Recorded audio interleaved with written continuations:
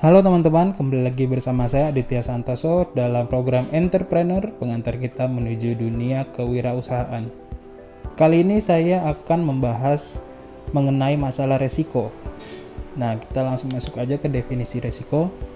Resiko itu didefinisikan oleh Renat Kasali sebagai adanya konsekuensi, sebagai dampaknya adanya ketidakpastian yang memunculkan dampak kerugian.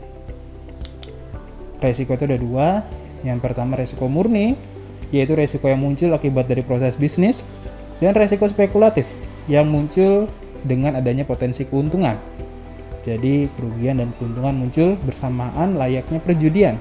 Resiko murni ini biasanya seperti resiko penjualan, resiko barang rusak, dan resiko karyawan yang mungkin mangkir seperti itu. Sementara resiko spekulatif ini misalnya kita berinvestasi pada usaha yang masih yang terlihat bermasalah gitu ya. Kita pikir dia mungkin akan tumbuh kalau misalnya kita masukin uang. Nah, itu spekulatif karena bisa saja tumbuh, bisa saja malah hancur gitu. Biasanya kalau kita mau masuk ke dunia spekulatif, kita tuh harus punya dana yang besar. Nah, seperti itu. Kalau kita masih pengusaha kecil, jangan masuk ke risiko yang spekulatif. Oke, lanjut. Cara mengidentifikasi resiko. Kenapa kok kita belajar cara mengidentifikasi resiko? Karena biasanya kita itu tidak tahu atau kita salah mengidentifikasi ini sebagai resiko atau bukan resiko gitu ya. Jadi kita harus tahu dulu yang mana yang resiko, mana yang bukan resiko. Jadi ada 4 cara, yaitu adalah kita belajar dari pengalaman dan sejarah. Yang kedua dari survei dan pengamatan. Yang ketiga metode acuan. Yang keempat pakar. Nah, ini lanjut aja ke yang pertama. Kita itu bisa belajar dari pengalaman dan sejarah. Kita bisa gunakan informasi pelanggan, data pencatatan produk selama kita beroperasi, rekam jejak karyawan untuk mengetahui apakah ada karyawan yang akan mangkir, dan hutang piutang pelanggan untuk memperkirakan gagal bayar, pertumbuhan penjualan untuk memperkirakan apakah penjualan ini akan berpotensi besar sehingga kita investasikan lebih banyak atau akan menurun. Nah, kelemahannya ini kadang-kadang di masa lalu belum pernah terjadi musibah, sehingga kita tidak bisa memprediksi hal tersebut. Ternyata terjadi di masa depan gitu ya. Jadi kadang-kadang ya ada sesuatu yang tidak pernah terjadi di masa lalu.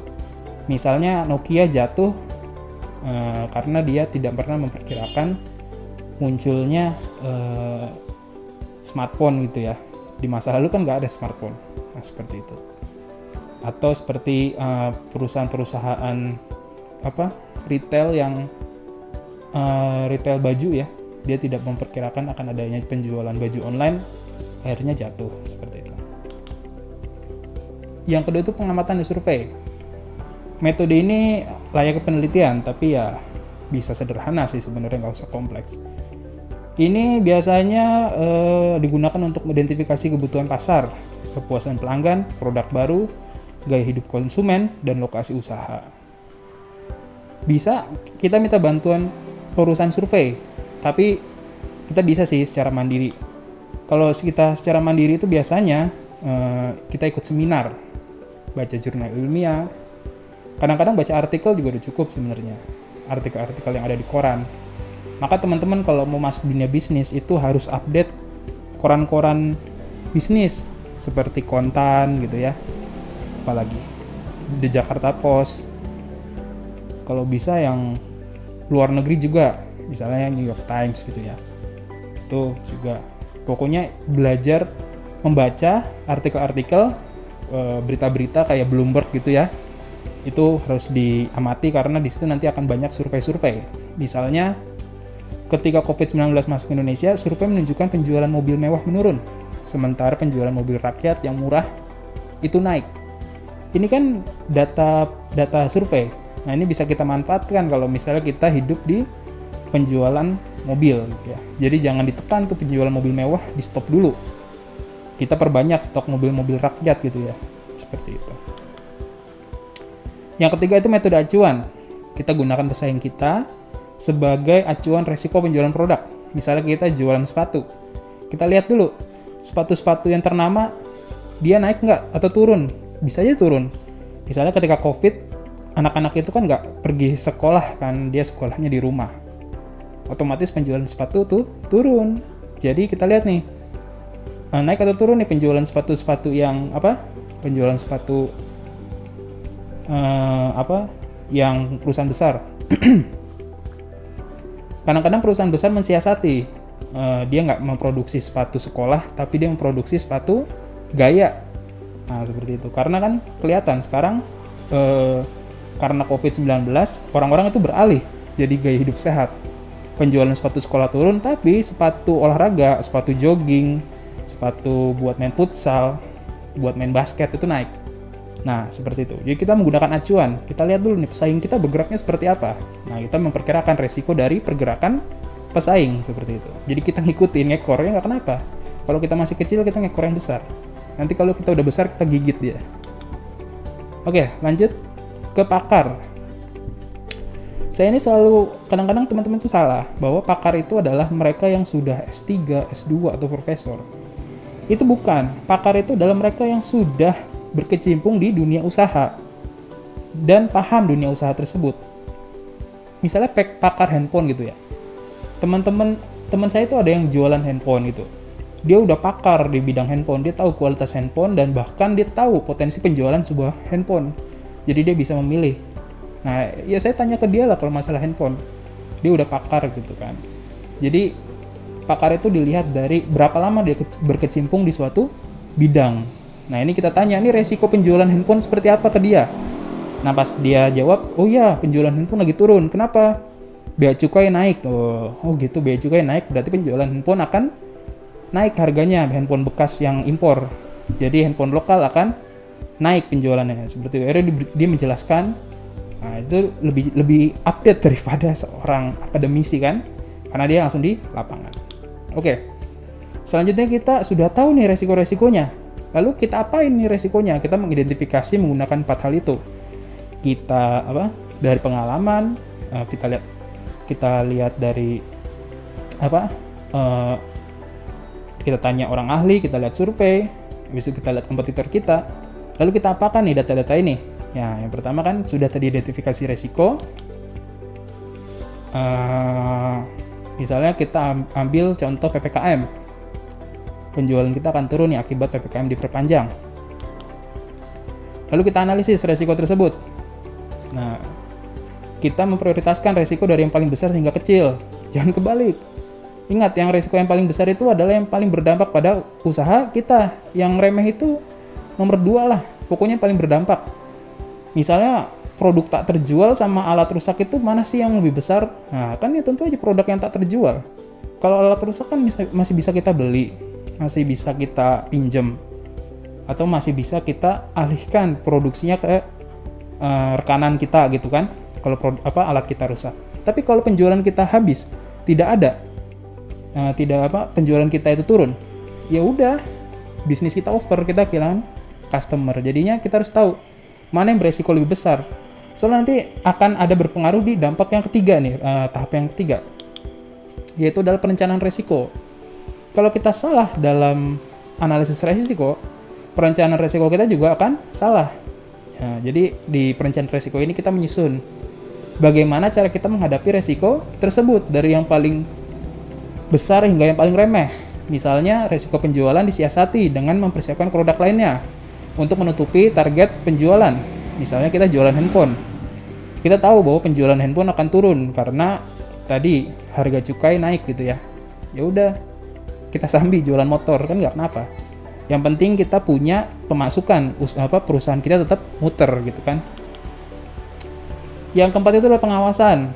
Kita udah tahu nih apa hal yang paling beresiko dan kita sudah merencanakan cara untuk menghadapinya gitu ya. Kita sudah ada plan A, plan B sampai plan C misalnya. Ya udah, kita awasi resiko hal-hal yang paling beresiko. Kita pastikan hal-hal yang paling beresiko itu benar-benar kita kontrol supaya dia ketika ada masalah kita langsung fast respon gitu ya, cepat itu responnya. Ingat, yang paling beresiko intensitasnya lebih tinggi daripada yang tidak beresiko.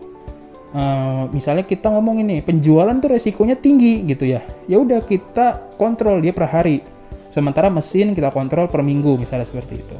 Nah, nanti pengawasan ini di feedback ke analisis resiko yang kedua tadi ya. Kenapa kok ke analisis resiko? Misalnya awalnya kita nganggap penjualan itu bahaya gitu ya, resikonya prioritas pertama gitu, ternyata penjualan itu lancar gitu. Ya udah, yang bermasalah bukan penjualannya tapi mesinnya gitu, karena penjualan itu digenjot, mesin jadi cepat rusak gitu kan. Ya udah, berarti prioritas pertama kita naikkan mesin gitu, mesinnya kita maintenance, bahkan kita mungkin cari mesin yang lebih bagus gitu kan. Baru nanti ketika mesin sudah tidak bermasalah, mungkin kita bisa memprioritaskan penjualan lagi jadi P1 gitu ya. Jadi resiko ini berubah terus sesuai dengan perencanaan, di asesmennya, di evaluasinya berapa lama gitu. Misalnya seminggu atau sebulan, ini berubah. Jadi tidak ada yang namanya baku dalam resiko, dia terus berubah sesuai dengan kondisi. Nah, yang terakhir itu adalah pengelolaan resiko. Jadi kita itu kan tadi sudah ada perencanaan resiko dan kita sudah melakukan kontrol resiko. Lalu bagaimana kita mengelola resiko? Jadi kita memastikan bahwa resiko-resiko ini bisa kita tangani dengan baik gitu ya. Pengelolaan resiko itu ada 4. Yang pertama itu kontrol resiko. yang tadi saya bilang, kita kontrol itu bisa per minggu, per hari, per minggu, per bulan, atau per tahun. Semakin penting itu semakin tinggi intensitasnya gitu ya. Misalnya kalau penjualan mungkin dikontrol per hari, mesin per minggu, aset-aset per bulan, keuangan per bulan misalnya. Kalau misalnya aset gedung misalnya setahun gitu ya. Jadi ada kontrol resiko. Semakin yang beresiko semakin sering dikontrol gitu ya. Lalu bisa ditransfer pada pihak lain, asuransi gitu ya. Misalnya kita ngirim barang. Kan ngirim barang ini kan pakai pihak ketiga gitu ya. Kita takut bahwa nanti rusak, ya udah kita asuransikan gitu. Pokoknya yang tidak bisa kita kontrol kita berikan ke orang lain, kita asuransikan gitu ya, yang tidak bisa kita kontrol. Kalau yang tadi pertama itu kita nggak bisa lakukan, kan yang pertama itu adalah kita kontrol resikonya. Kalau tidak bisa kita lakukan, kita asuransikan gitu kan. Tapi ini ada resikonya, resiko biaya keuangan. Ingat, nanti kita harus bayar ke pihak asuransi untuk biaya pengeluaran. Biasanya kalau bisa kita bebankan pada customer. Tapi kalau customer tidak mau, ya udah kita tanggung gitu ya. Ya ini harus dihitung juga ke cost gitu ya. Lalu di biaya sendiri, ini saya menggunakan prinsip Pareto ya. Jadi kita bisa mengendapkan 20-30% dari jumlah total aset untuk kemungkinan yang terburuk. Bisa mesin rusak, atau kita membutuhkan dana bantuan, kita dana segar gitu ya. Atau tiba-tiba kompetitor melakukan suatu tindakan, dan kita perlu manuver juga menggunakan uang sisa tersebut, seperti itu. Ini pakai prinsip Pareto aja. Nanti teman-teman bisa pelajari prinsip Pareto. Sekitar 20-30% dari total aset gitu ya. Dan kalau misalnya di biaya sendiri ini, ingat, uang itu diendapin ya, jangan diambil. Jadi benar-benar diendapkan untuk kemungkinan terburuk. Lalu yang terakhir itu dihindari. Nah, jadi kita menggunakan prediksi ya. Tadi kan kita udah yang 4 awal tadi itu kan kita dari pengalaman dan lain sebagainya kan, dari ngeliat kompetitor. Kita tuh sudah memprediksi bahwa ini ada yang beresiko, misalnya usaha pakaian jatuh gitu kan selama COVID-19. Tapi usaha yang berbau kesehatan naik. Maka ya kita nggak boleh ekspansi di pasar pakaian. Tapi kita ekspansi di pasar kesehatan, jualan madu, jualan masker, jualan apa lagi? Alat-alat kesehatan misalnya gitu ya. Jadi kita menghindari sesuatu yang beresiko. Nah itu aja dari saya mengenai tentang resiko gitu. Mungkin teman-teman nanti bisa pelajari lagi. Semoga bermanfaat. Ingat, resiko itu harus kita tangani karena sebagai seorang entrepreneur kita pasti akan menghadapi permasalahan resiko ini. Tetap tenang ketika menghadapi suatu masalah karena masalah itu pasti harusnya sudah diprediksi. Kalau masalah itu belum diprediksi berarti ada permasalahan dalam asesmen resiko kita. Nah, berarti itu nanti akan jadi masukan sebagai perencanaan resiko ke depannya. Oke, gitu aja. Semoga bermanfaat. Kurang lebihnya mohon maaf. See you next time. Bye-bye.